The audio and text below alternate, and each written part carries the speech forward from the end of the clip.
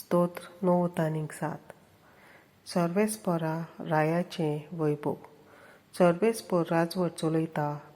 प्रितूम मरगटूं दीप आनी जुवे आसात ते सगळे आनंद भरीत जावं.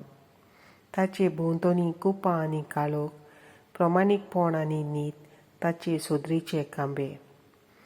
ताचे फुडें एक उजो भगभगून येता आनी सोबभोवतीं ताच्या दुस्मानांक गिरासता. ताचीं जोगलां संवसाराचेर उजवाड घालता.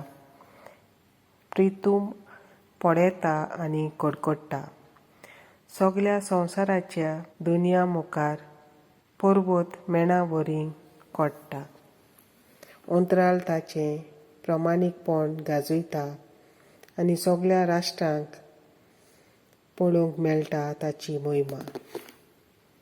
मुर्ती पुजा कोत्तात तीं सगळीं आपल्या कुड्ड्या देवांची बडाय सांगतात तीं लजेक सांपडटात. कित्याक सर्वेस्परा मुखार सरपट पडटात सगळे देव. तुजे निर्णय आयकून सर्वेस्परा सियोन मरगडटा. जुदाच्यो धुवो आनंदान उलासतात. कित्याक म्हणल्यार तूंच सर्वेस्पर, सगळ्या संवसारांत तूंच भोव व्हडतो, सगळ्या देवां परस तूंच श्रेश्ठ. वायटाची जांकां वीट दिसता तांचो सर्वेस्पर मोग करता. आपल्या भक्तांचो तो जीव सांबाळटा आनी नश्टांच्या हातांतल्यान तांकां निवारता. प्रमाणीक मनशांक ते उजवाड उदेता.